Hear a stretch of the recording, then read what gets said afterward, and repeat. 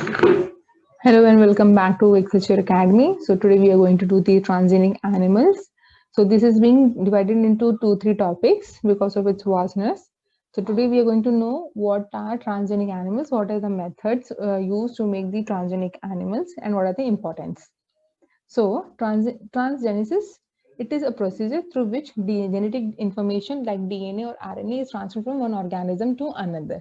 So in this case, it's not that the entire DNA has been transferred from one organism to the another, only a portion.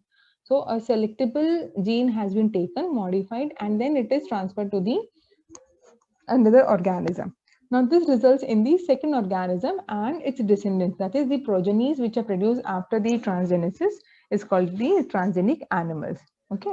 Now as I mentioned, here the entire DNA is not being transferred. So only a portion of the DNA which you think is your interested gene, only that has been taken and it is extracted and isolated, cloned into the another organism. So this is how you do the transgenesis. Okay. Now, transgenes behave like other genes present in the animal's genome and are passed on to the offspring. So once the genes are being transferred into the genome of the organism, it becomes the part of the organism's genome, and hence whenever it is reproducing, it is going to pass on to its offsprings, and these animals are called genetically modified organisms. So can you give me one example of genetically modified organism which is currently being used in also in India?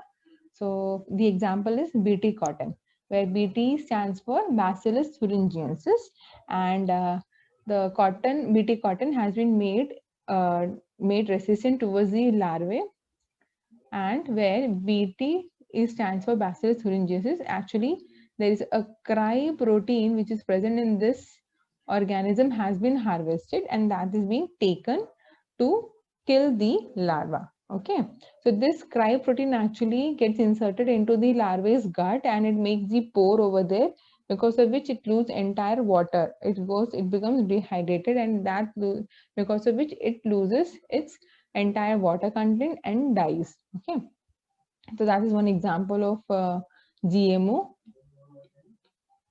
Okay, so what are the advantages? So of course, it is helping in the improvement of the research from the point of view of genome. So we can study the entire genome. You can take a normal gene, you can transfer into the other organism and study. It also increases the benefit of animal production and health. It helps in studying the animal and human diseases such as cancer. So I always keep telling about my own example. So as I was working on the colorectal cancer at the Tata hospital, so there also we are using mice actually. Now why do we use mice? Because of its small size, easy to handle, and they reproduce very fast. So at a time around 8 to 9 pups are being delivered, and they grow and become adult within 2 to 3 months. So it becomes easy for us to study rather than studying on the chimpanzees and gorillas, because their gestation time will be high. Okay. Then next is drug production, organ tissue donation. So this will talk in detail more in coming slides. And the creation of the genetic banks to prevent the extinction of the species. Now coming to the disadvantages. So if you modify any species, you are actually putting the species at the risk of its extinction, right? Or you can make something which was never present in the nature. So something you're doing actually something against the nature's law.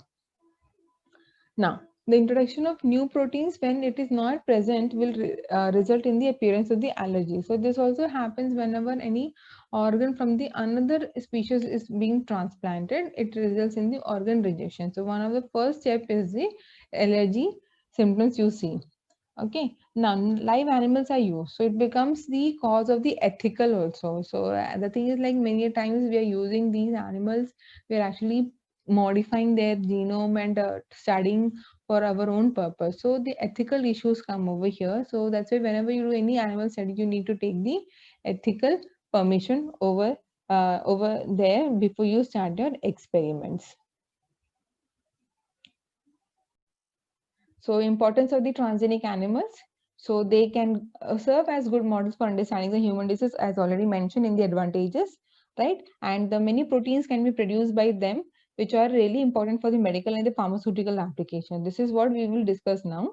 And it is also important for improving the quality and quantity of milk, meat, eggs, and wool production. So what they have done right now is that if suppose I want to produce certain proteins, so the milk protein.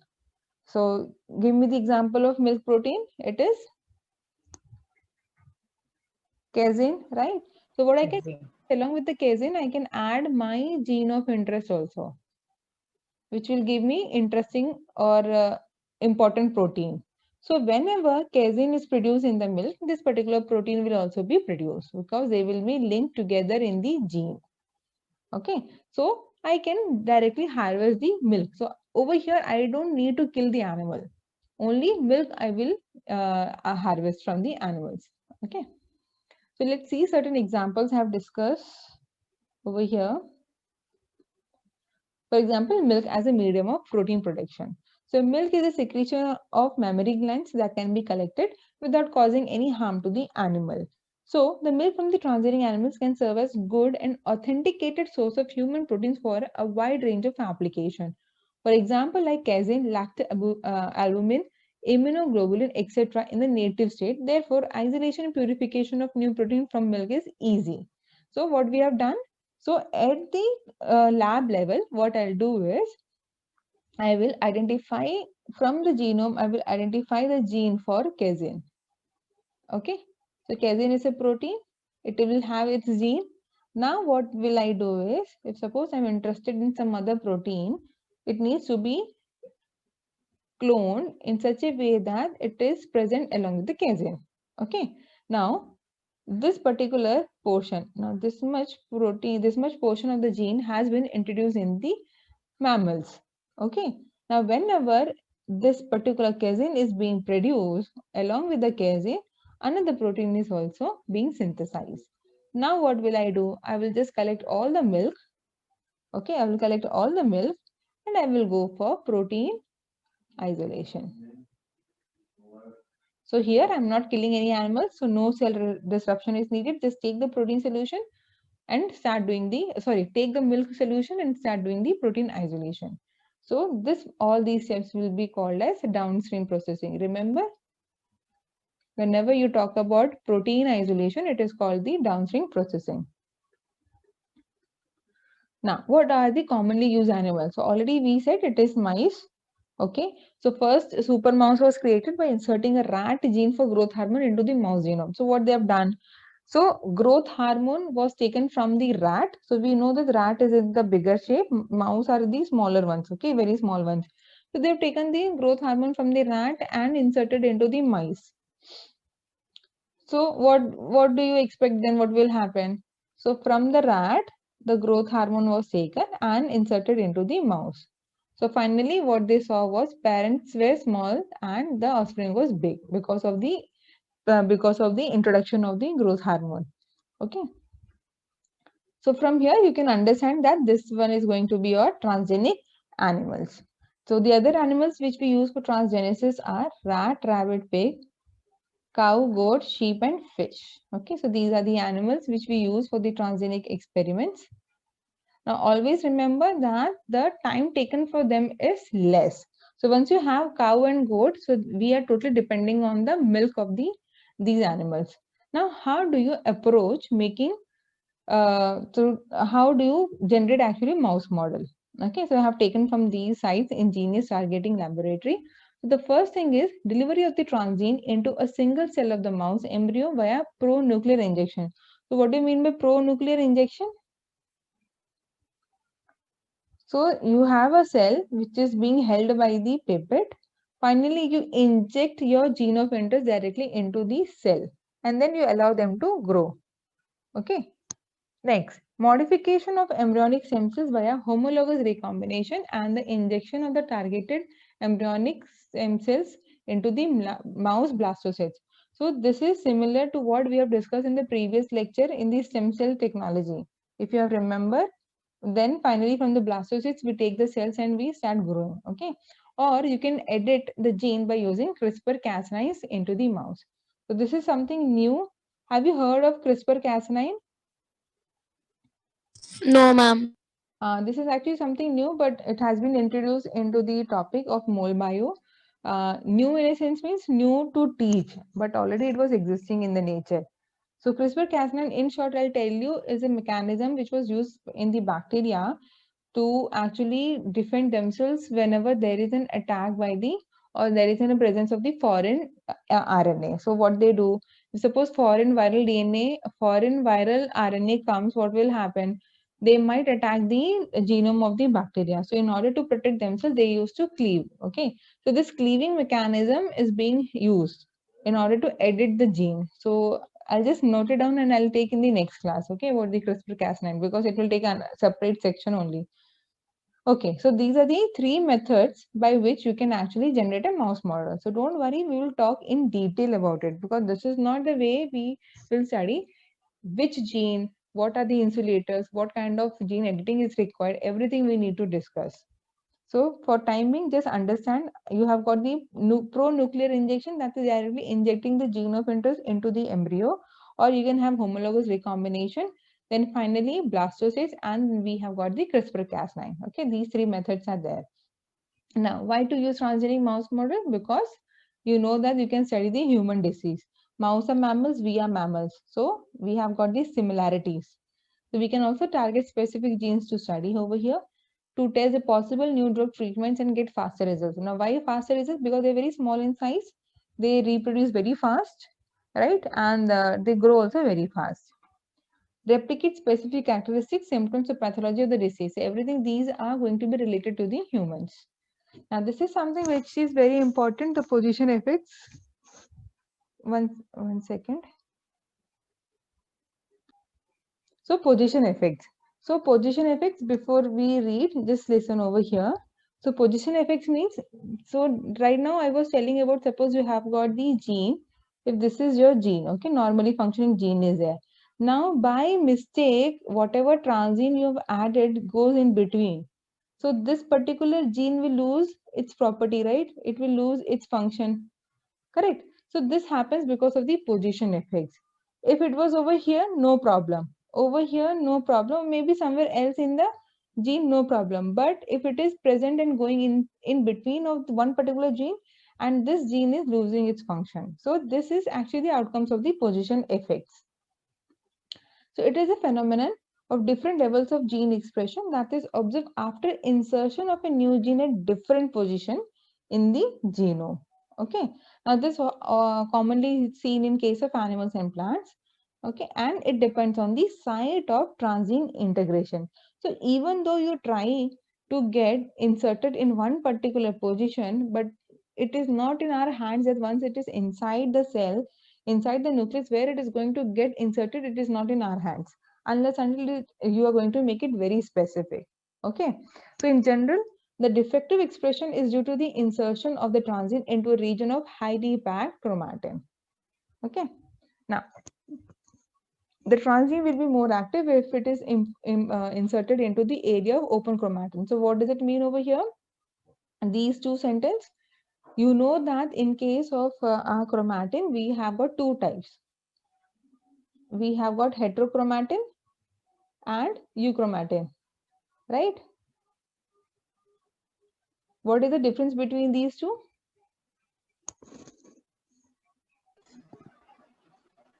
Euchromatin is transcriptionally active, or Yes. heterochromatin is Not. Very good. So heterochromatin is actually your highly packed chromatin, okay? Whereas euchromatin is open, it means it is both transcriptionally active area. So just imagine if you are inserting a transgene and it goes and gets inserted into your heterochromatin region, what will happen? It is not going to show its expression, no expression, right? Because heterochromatin region does not have any open region to get expressed. Now, if you have transgene getting inserted into the euchromatin region, then you are going to see the expression. Clear?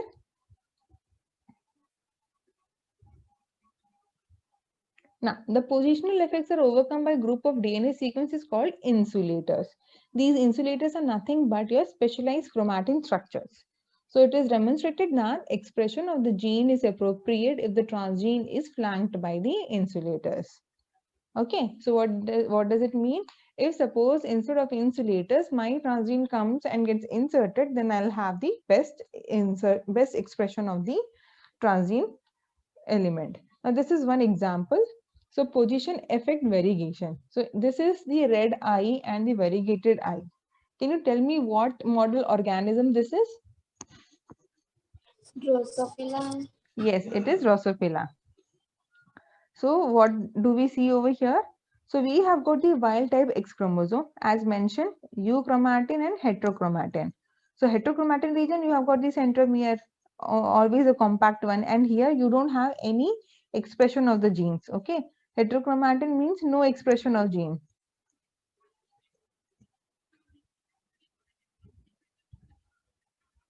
Whereas in the case of euchromatin, you have got the different expressions. Now, just because of the position effect. Now, position effect can be because of the inversion. So, what happened? This much portion got inverted, right? And then again got replaced. So, it can be because of the inversion or because of the insertion of any particular transgene. Now, what will happen? Since the gene got disrupted, because of the presence of this portion, what will happen in the case of Drosophila? The eye became variegated, means few patches, the red is there, rest all it has become the colorless. Okay, so this is how it lose its function. Now animal bioreactors. So this also already mentioned, if you actually express the protein in the milk, so that animal can become the animal bioreactor. So you just need to harvest the milk.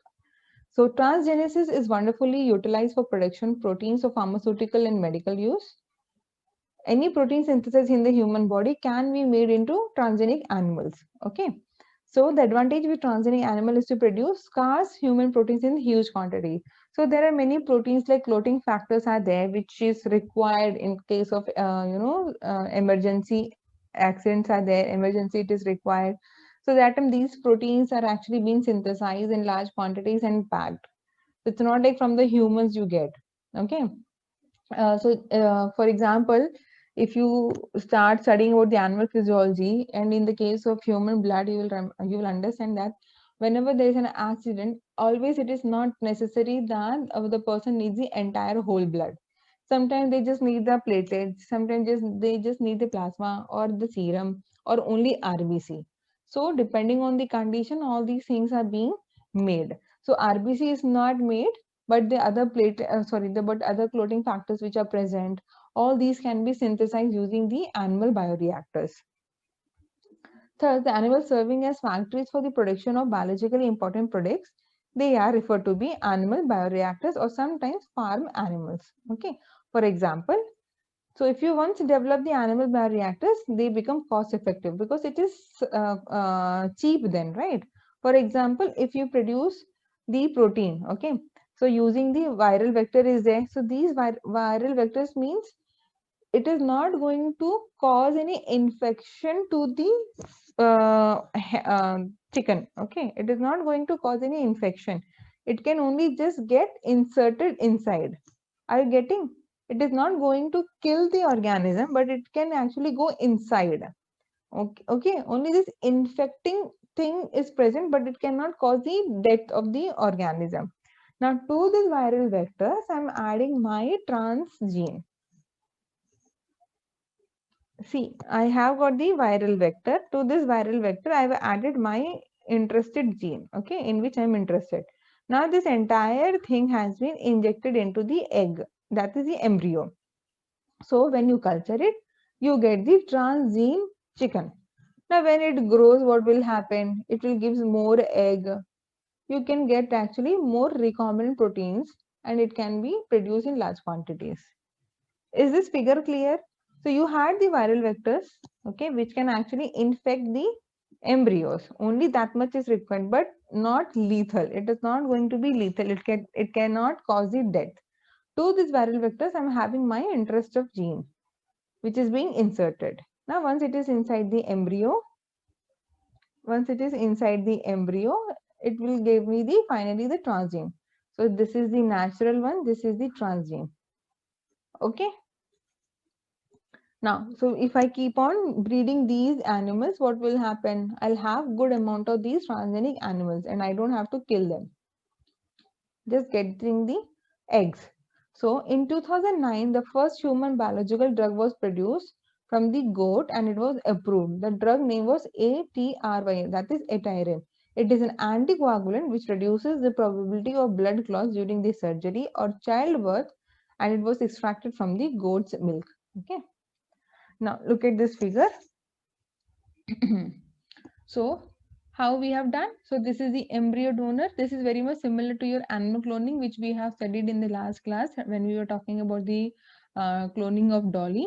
So we have got the DNA construct. This DNA construct is having my interested gene. Okay. So which I have inserted into the embryo using the pronuclear, that is inserting directly into the embryo. Now this cell has been injected into the mother. Okay, and from the mother I'm going to get the transgenic